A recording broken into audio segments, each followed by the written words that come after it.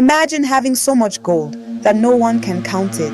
Imagine being so rich that when you visit another country, you give away so much gold that the value of gold falls for many years. This is not a fairy tale. This is the true story of Mansa Musa, the richest man who ever lived. Now, let's travel back over 700 years ago to West Africa. At that time, there was a great kingdom called the Mali Empire. It was one of the biggest and richest empires in the world.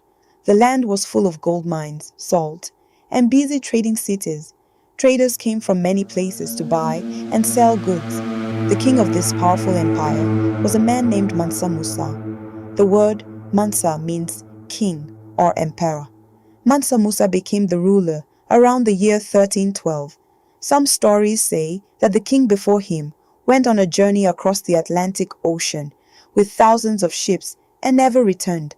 Because of that, Mansa Musa became the new ruler of the Mali Empire.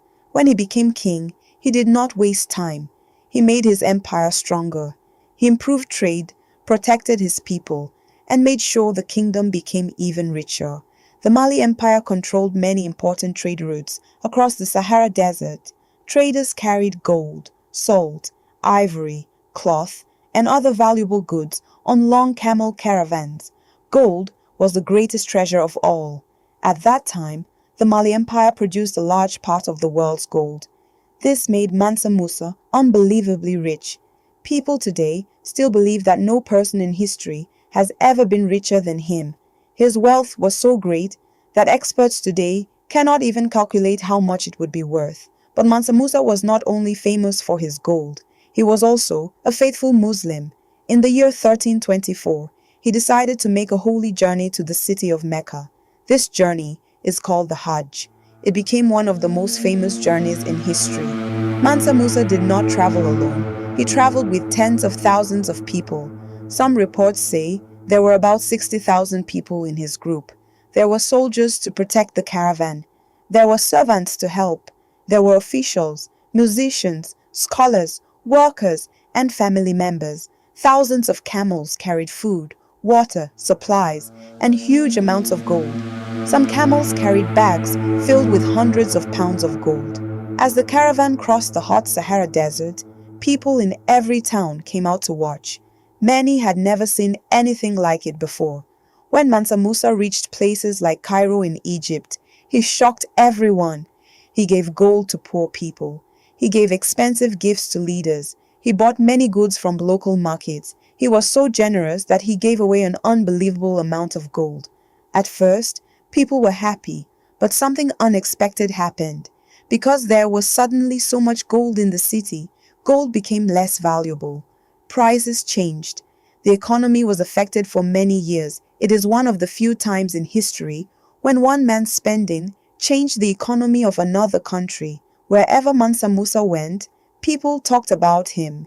News of the rich African king spread across North Africa, the Middle East, and Europe. Many people who had never heard of the Mali Empire now wanted to know more about it. After completing the Hajj, Mansa Musa returned home, but he did not spend all his wealth on himself. Instead, he invested in his empire. He built beautiful mosques. He built schools. He supported learning. He invited teachers, architects, and scholars from different countries to come to Mali. One city became especially famous. That city was Timbuktu. Timbuktu became one of the greatest centers of learning in the world. Students traveled from faraway lands to study there.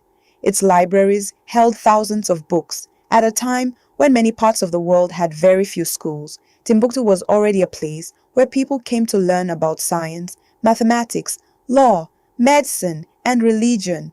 Mansa Musa believed that knowledge was just as important as gold. His rule helped make the Mali Empire one of the greatest civilizations in African history. Even after his death around the year 1337, people continued to tell stories about his incredible wealth. Mapmakers in Europe even drew pictures of Mansa Musa holding a large piece of gold on their maps. To them, he became the symbol of the rich kingdom of Mali. Today, historians still remember him as one of the greatest rulers Africa has ever known.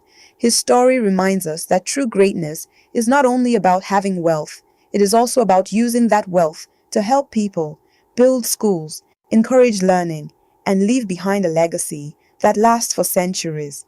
More than 700 years later, the name Mansa Musa is still known around the world.